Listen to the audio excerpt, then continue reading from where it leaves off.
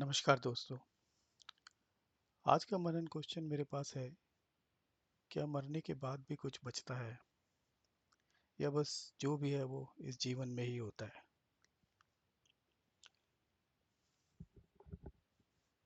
देखिए, मरने के बाद इंसान के साथ कुछ भी नहीं जाता है। उसका शरीर, उसका मन, उसका दिमाग, जितनी विद्याएं उसने सीखी हैं वो सब यहीं रह जाती हैं। तो मरने के बाद हमारे साथ क्या जाता है? मरने के बाद हमारे साथ सिर्फ स्मृतियां जाती हैं। स्मृतियां यानी यादें। आपने ऐसे बहुत सारे केसेस सुने होंगे जिसमें ये कहा गया है कि लोगों का पुनर्जन्म होता है, और उन पुनर्जन्म के केसेस में वो बच्चे ये बता पाते हैं कि पिछले जन्म में उनके परिवार के लोग कौन थे, उनके नाम क्या थे, वो कहाँ रहते थे और किस प्रकार से उनकी मृत्यु हुई। तो ये यही बताता है कि हमारे साथ हमारी यादें, हमारी स्मृतियाँ ही जाती हैं। अब स्मृतियाँ तो इस दिमाग में होती हैं और दिमाग तो यहीं रह जाता है। तो स्मृतियाँ कैसे जाती हैं फिर हमारे साथ? क्वेश्चन ये बनता है। तो मैंने बहुत सारे ऐसे केसेस देखे हैं जिसमें नियर डेथ एक्सपीरियंस के केसेस में लोग ये बताते हैं कि जब वो मरने वाले थे तो उनकी आंखों के सामने उनकी पूरी ज़िंदगी गुजर जाती है, एक पिक्चर की तरह। वो हर एक घटना जो उनके साथ जीवन में घटी थी वो उसे एक बार फिर से जीते हैं। तो मेरे हिसाब से ये वो पल होता है जब हमारा दिमाग हमारी सारी यादों को जो हमारे इस जीवन में है रीप्रोसेस करके एक जिप ड्राइव में, एक ऐसे ऐसे डिवाइस में कैद कर देता है ताकि वो हमारे साथ ट्रैवल कर सके। इसलिए होता है।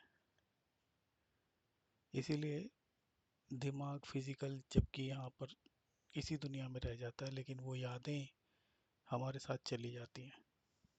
और उसका अच्छा एग्जाम्पल यही है कि कुछ लोग पुनर्जीवित होके आते हैं, पुनर्जन्म लेके आते हैं, और उनके पास ये यादें होती हैं कि वो कैसे मरे थे, वो उनके प्रीवियस लाइफ में कौन से फैमिली मेम्बर्स थे और वो कहाँ रहते थे। अब सवाल ये उठता है कि कुछ लोगों का पुनर्जन्म होता है और कुछ लोग मुक्ति पा जाते हैं। तो इसमें क्या डिफरेंस है मुक्ति और पुनर्जन्म में? तो बहुत सारे वीडियोस आपने देखे होंगे जिसमें जिसमें अध्यात्म के बारे में बताया गया है। तो उसमें ये बताया जाता है कि आप दो तरह की आत्माएं होती हैं, एक होती है अचेतन आत्मा और होती है चेतन आत्मा। तो हर एक इंसान जब जन्म लेता है तो प्रकृति उसकी यादें मिटाकर उसको नया शरीर देती है, क्योंकि अगर सभी जन्मों का ध्यान आपके पास में रहेगा, सब यादें रहेंगी सभी जन्मों की, तो इंसान अपनी भावनाओं में फंस के, साधारण इंसान वैसे ही इतना दुखी रहता है कि इसी जन्म की यादें हमारे से नहीं संभल रही, इसी जन्म के अधूरे काम हमारे लिए पड़े हुए हैं। और अगर उसे ये भी याद आ जाए कि पिछले सैकड़ों जन्मों में उसके क्या क्या अधूरे काम थे, क्या अधूरी मनोकामनाएं थी, क्या उसके परिवार वाले उसके साथ में थे, और उनकी क्या ज़रूरतें थी जो अभी भी उसे पूरी करनी है, तो वो तो बहुत परेशान हो जाएगा। इसीलिए प्रकृति ने ये नियम बनाया कि जैसे ही कोई मरता है उसका शरीर और उसकी अननेसेसरी यादें यहीं रह जाती हैं, जबकि कुछ अधूरी यादें हमारे साथ वापस चली आती हैं। और कुछ केसेस में ये उन लोगों के साथ होता है जो किसी प्रकार से चेतन थे, मतलब कंप्लीटली जागरूक थे जब वो मरे, जैसे कि बच्चे या वो। तो इसीलिए वो लोग पुनर्जीवित होकर अपनी उन्हीं अधूरी इच्छाओं के लिए वापस आते हैं। जबकि एक चेतन आत्मा वो होती है जो किसी भी अध्यात्म के मार्ग से अपनी चेतना को विकसित कर लेती है, इतना विकसित कर लेती है कि इंस्टेड ऑफ थिंकिंग अबाउट दुनियादारी के रिश्ते, लाइक मेरा बेटा, मेरी माँ, मेरे बच्चे का क्या हुआ, या मेरे ये करना था काम, ये अब नहीं हुआ। वो चेतन आत्मा जो होती है वो कंप्लीटली या तो परम ब्रह्म में या फिर भगवान में विलीन होती है, और मरते समय वो उन्हीं का ध्यान करती है। तो जब उन्हें स्नैपशॉट दिखाया जाता है तो वो उन यादों को अपने साथ ले जाने के साथ साथ अपनी चेतना की वजह से ये भी लेके जाती है ज्ञान, कि उसको जन्म मृत्यु क्या है, और उसे अधूरी इच्छाओं की चिंता नहीं करनी चाहिए, उसे तो आगे बढ़ना चाहिए, उसे मुक्ति चाहिए। तो इसीलिए जब वो आत्मा वहाँ जाती है तो वो पुनर्जन्म लेने की जगह ये चूज करती है कि उसे मुक्ति की तरफ बढ़ना है। अब ये कैसे सिद्ध होता है? देखिए, परम ब्रह्म और ईश्वर जो है उसको ये कहा गया है कि वो निरंकार, निर्रूप, निराकार, उसकी कोई इच्छाएं नहीं है, उसकी कोई उम्मीदें नहीं होती, वो सब चीज़ों से ऊपर है। तो वो ये इच्छा कैसे कर सकता है कि हमारा जन्म हो और हम ये सब काम करें, हम अच्छे काम करें, बुरे काम करें और फल उनका फल भुगतें, फिर जब हम वापस जाएं तो वो हमारे पाप और पुण्य का फैसला करे। ये सब इच्छाएं उनमें कहाँ से आती है? ये सब भी इच्छाएं भी नहीं हो सकती। अगर ये इच्छाएं नहीं हो सकती तो पाप और पुण्य को कौन जज करता है, और कौन इसके सहारे ये डिसाइड करता है कि हमें जन्म लेना है या मुक्ति लेनी है? तो ये हमारी अंतरात्मा खुद तय करती है। जब वो मरने के बाद ऊपर जाती है तो उसे ये पता चलता है कि उसने ज़िंदगी में क्या क्या अधूरे काम छोड़े जो उन्हें करने थे। लेकिन अगर वो जागरूक आत्मा है तो उसे ये भी पता होता है कि उन वो सब तो वो सब तो बेकार था,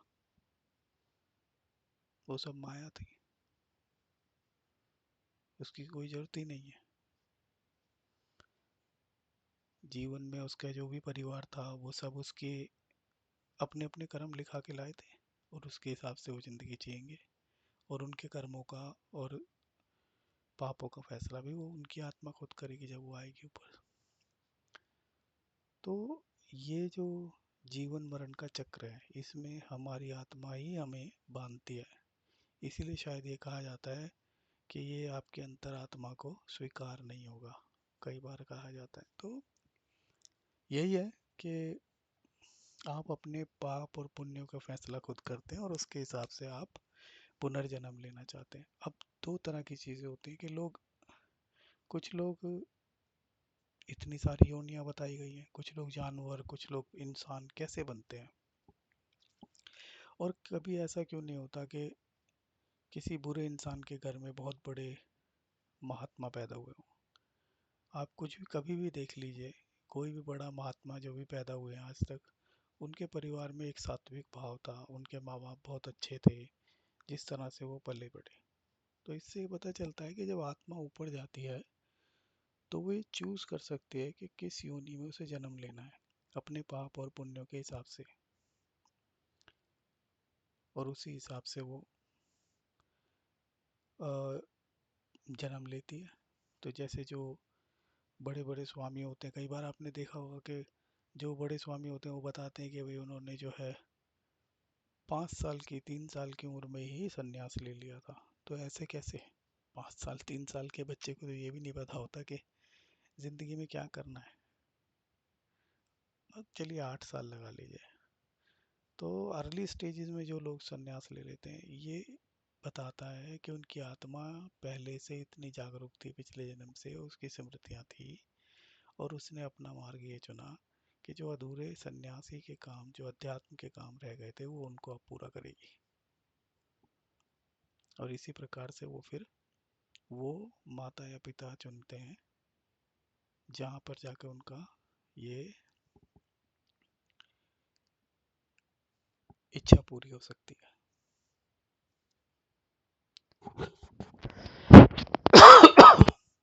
इस इच्छा के बाद अब इसी तरह से इच्छा किसी की कुछ भी हो सकती है। किसी की इच्छा है धन पाने की, तो वो अमीर हुए घर में पैदा होता है, और किसी की इच्छा है कि वो अच्छे से मुक्ति पाए, अच्छी फैमिली में पैदा हो, तो वो वहाँ पैदा होता है। अब लेकिन ये है कि मैंने शुरू में कहा कि दो तरह की आत्मा होती है, अचेतन और चेतन। अब जो अचेतन आत्मा है, जिन्होंने कभी ये ही नहीं किया, जिन्होंने कभी अपनी ज़िंदगी में चेतना को डेवलप ही नहीं किया, तो वो सिर्फ चीज़ों को रिएक्ट करती हैं। तो जब वो मर के ऊपर जाती हैं, तो उनके पास में सिर्फ वही स्मृतियाँ होती हैं जो उनके पास थी, जो उन्हें दिखाई गई थी, अच्छी बुरी। और उन्हें तो ये भी नहीं पता होता अब करना क्या है। तो वो क्या करते हैं, वो वापस इस दुनिया में आने के लिए व्याकुल हो जाते हैं,